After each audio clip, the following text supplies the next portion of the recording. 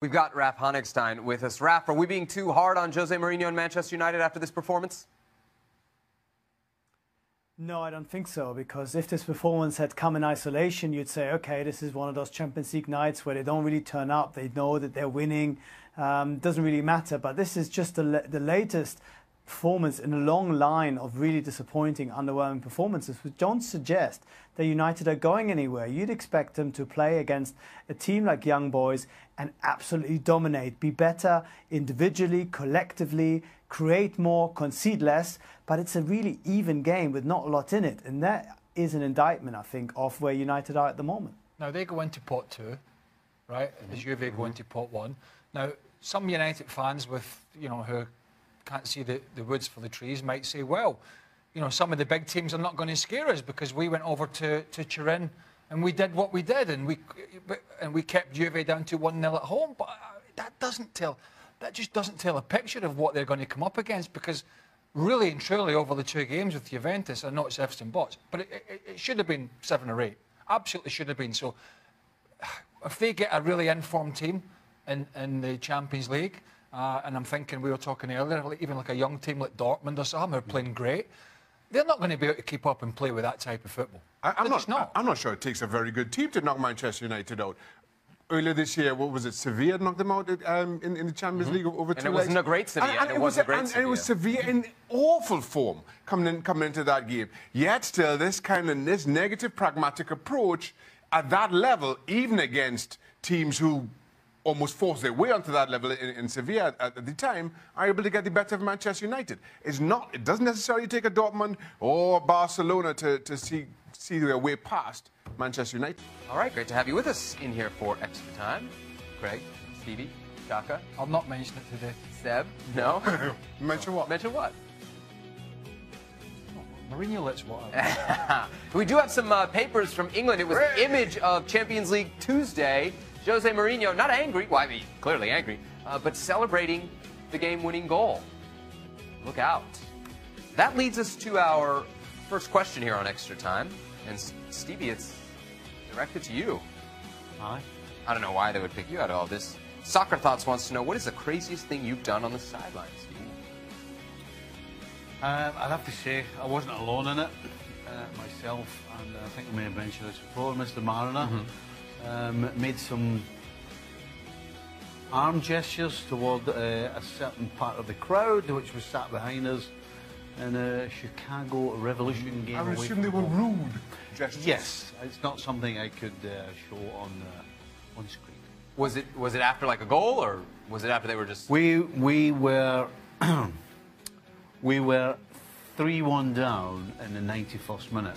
Chicago scored in the 91st minute to go 3-1 up, and we scored 2 goals back to back in the space of a minute to draw 3-3. And there was 2 or 3 guys behind us giving us pelters the whole game. And as soon as the ball hit the back of the net, Mr. Marr and I rather swiftly turned around and made some gestures towards the said gentleman. Very enjoyable, it was. Did you get fined for it?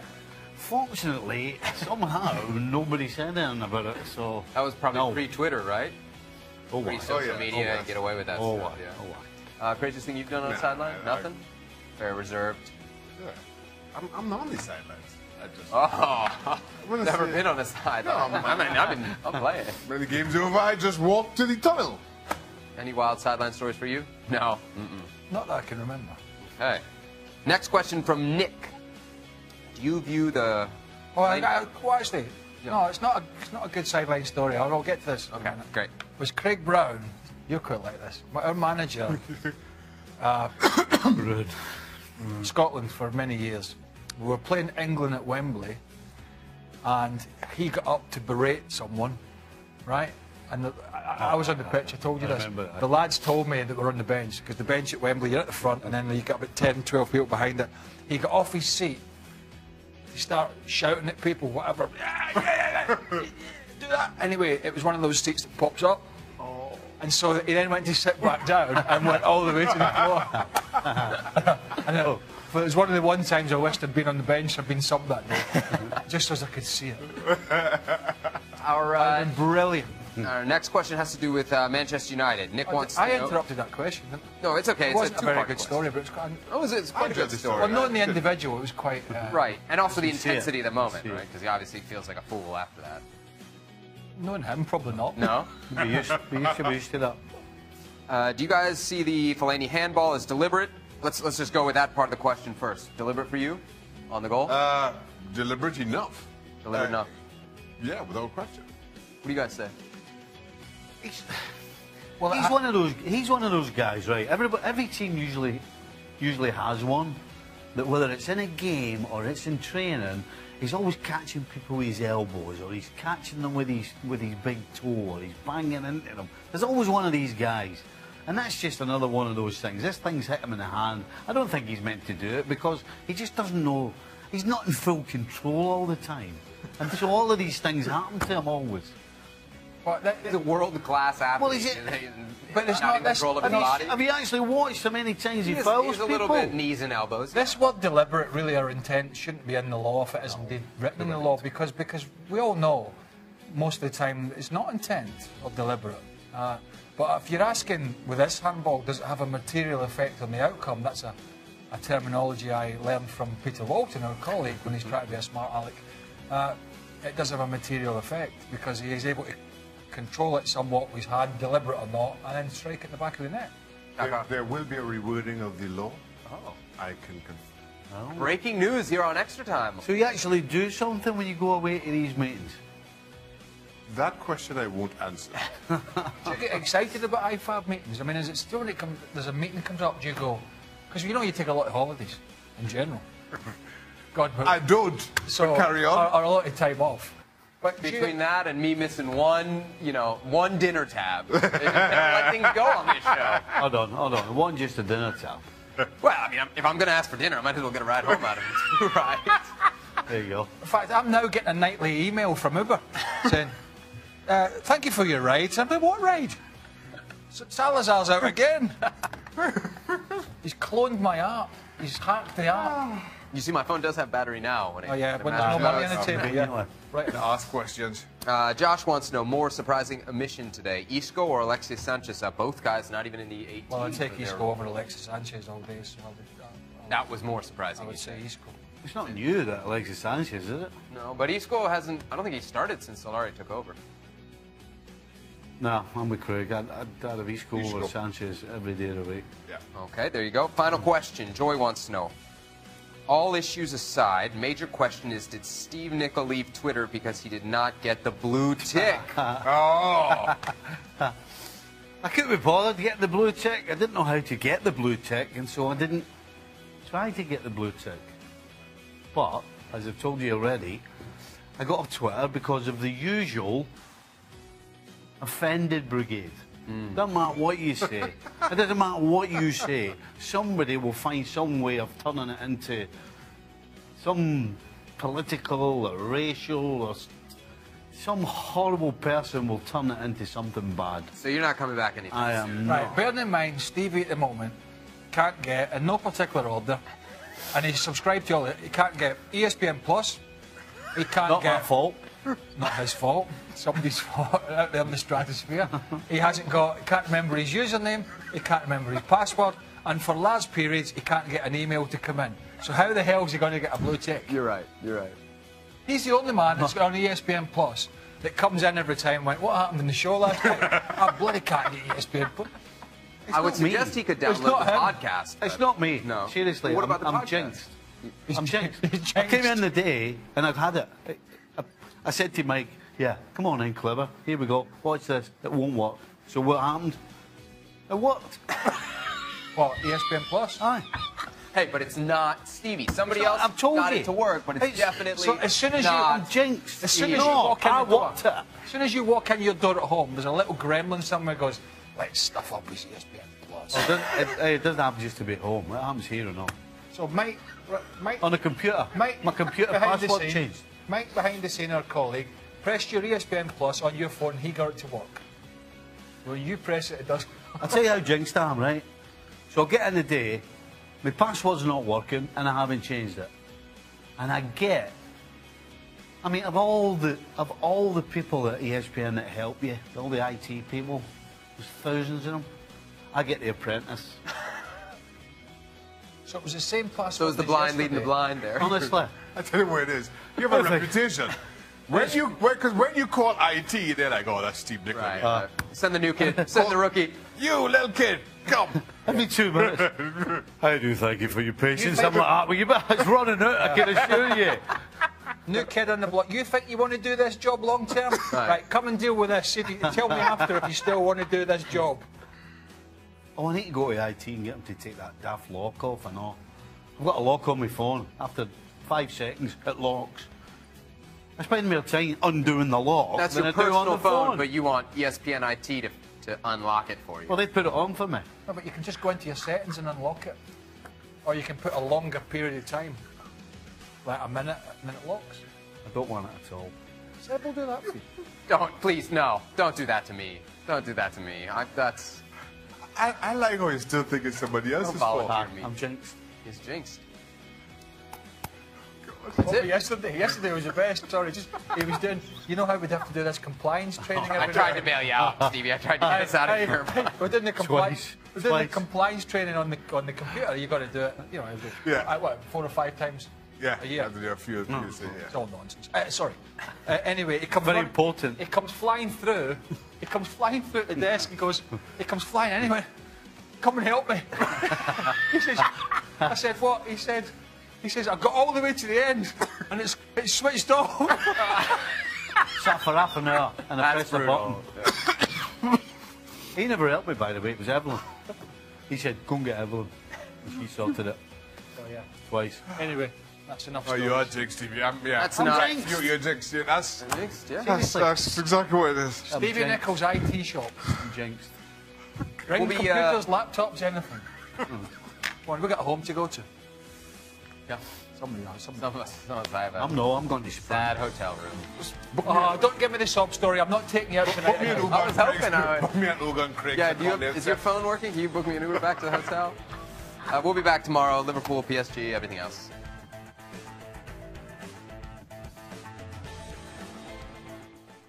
Well, I think there are 3 possible explanations, and they might not be mutually exclusive. 1 is coincidence. It just happens. 2 is complacency. Certainly that affected them in the first game against Lyon. They were asleep.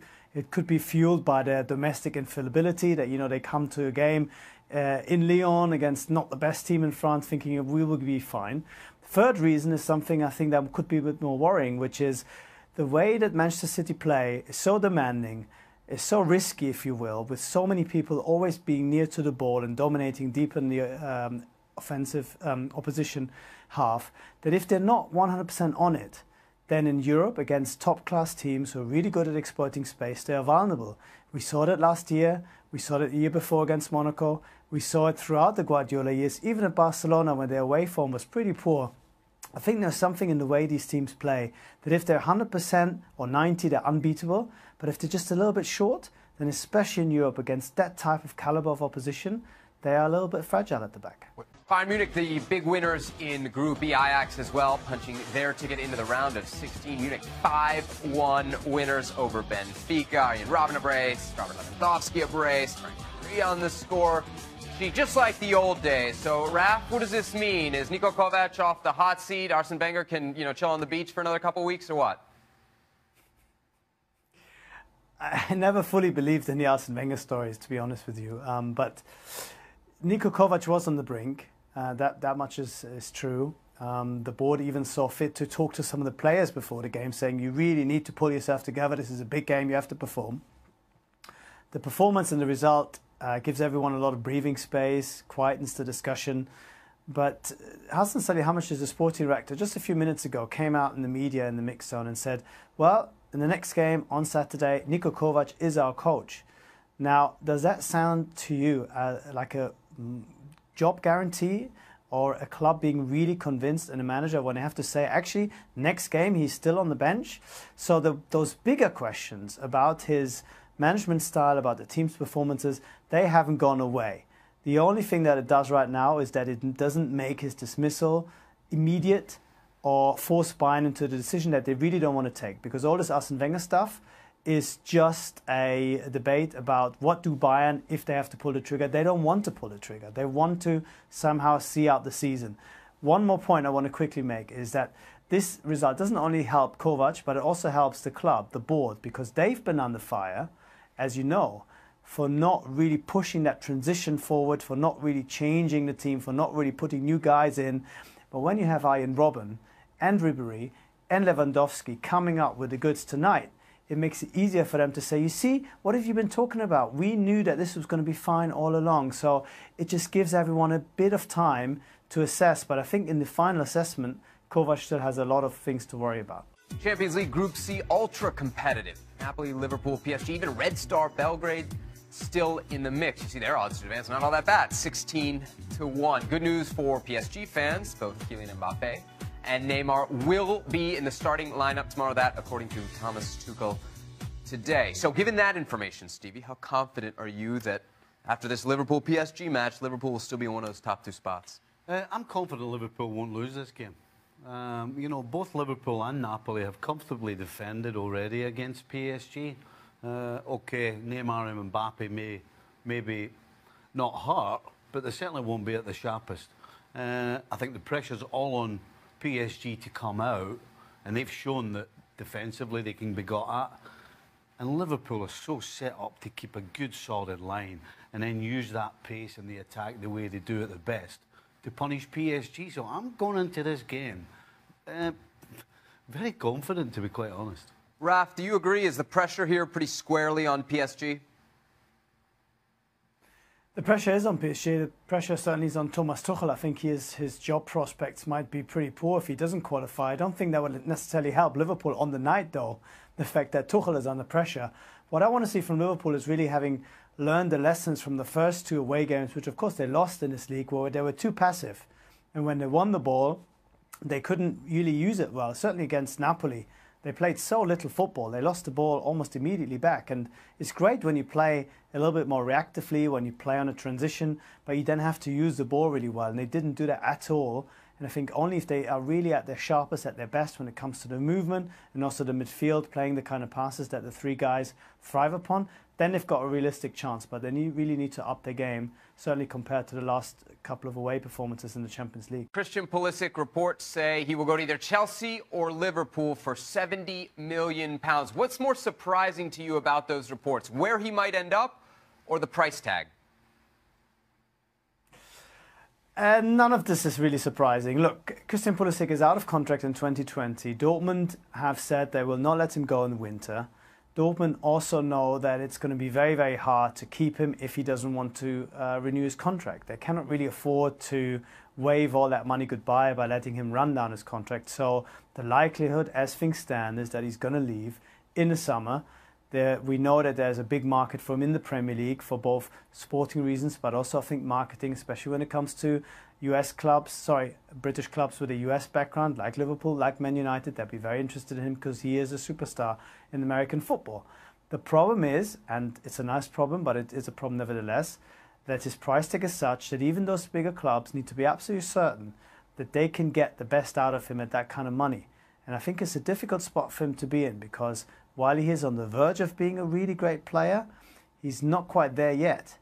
And I think to go for 60, 70 million euros, whatever it's going to be, it could be 85. These are just numbers out of thin air at the moment. It's going to put a bit of pressure on him to really do justice to these numbers. And the numbers will be big. And I think he's not quite there yet in terms of being a ready-made impact player. He's close to it, but not quite there yet. Right now, he's not guaranteed minutes with Borussia Dortmund. How worried should American fans be about that?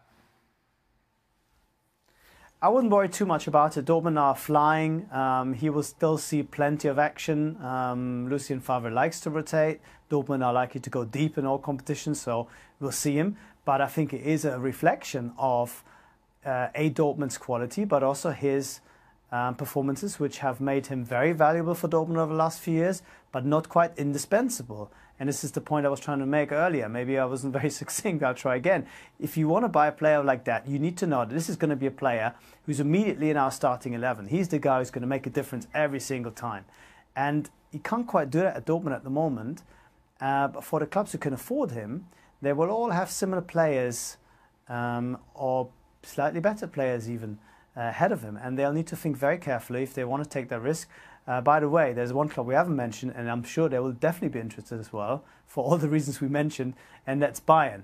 So it might just be a little bit easier for him to get into the current Bayern team than into Liverpool or even Chelsea at the moment. U.S. men's national team fans also very interested in the reports linking Zach Steffen to Manchester City, $7 to $10 million, the transfer fee that's been reported. Will we ever see Zach Steffen actually playing for Manchester City, though? It's a really good question. I mean, right now with Ederson there being totally untouchable as the #1, I think it's difficult. It looks like a kind of Moneyball move that they have spotted a talent and consider him undervalued. We know that Manchester City are just the flagship of a whole host of other clubs that are affiliated. So it'd be easy for them to give him game time at some of their European or at least or even US franchises. So I think it's a good spot to be, because you will sort of be involved with really good players at really good clubs. Whether that's at City, I think it's a bit early for him. He's 23 for a goalkeeper that's still very young, and he needs to have a lot more experience at this level. We've got some stories for you today on the Transfer Rater. Stevie's here to run the rule over the latest rumours circulating the world of football. This one might be more than a rumour. Zach Steffen to Manchester City from Columbus Crew. Where did this one come from? Well, I think it comes from performances from Stefan, not only for Columbus Crew, but for the US national team as well. The money that they would want for Stefan is pretty much chicken feed for Manchester City.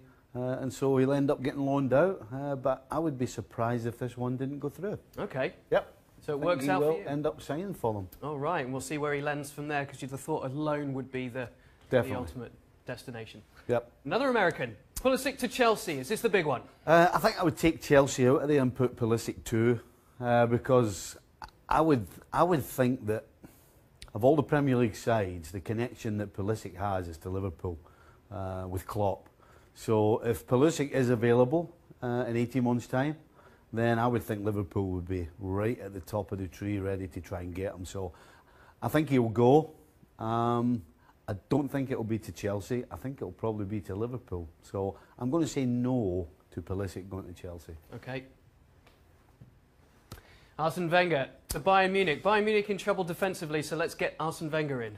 That badge suits him, the colour suits him, but I don't think Bayern Munich suits him, unfortunately. You know, they need to sign players. They need a real overhaul. They need somebody with a strong character to organise them. That was all the problems that were wrong with Arsenal when he left, so I don't think he's a good fit. So I'm going to say Wenger, it's not going to happen. Not going to happen. No. Wait your turn on the sidelines. Origi to leave Liverpool. You may well have thought he'd already left. Really? Do you think so? He has to. He probably should have gone, but I mean, I'm going to assume that it really wasn't up to Origi, that he's still there, because any player doesn't want to be sitting on a bench all the time. This is an absolute no-brainer. Origi has to leave Liverpool. He has to get on the field. He has to play. And the only way that happens is by not being at Liverpool. So this absolutely has to be a hit, for his sake, if nothing else. You think in January as well, maybe to the Bundesliga or somewhere else? Yes. OK. Dembele, only a year at Barcelona.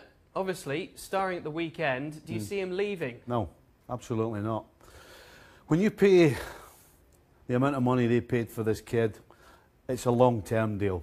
And as much as right at this minute, on the field he's producing, some of his antics off the field haven't quite been as professional as Barcelona would hope. But as I said, this is a long-term deal. Dembele's going absolutely nowhere, so I'm going to say this is a miss. Dembele will not be leaving Barcelona. Not even PSG with a Neymar rejoining Barcelona? No. All right. Thought I'd give you a get out there. So it's 3-2 to the misses, but we do have a couple of deals in the offing, perhaps. Steffen to Manchester City and Origi to finally leave Anfield.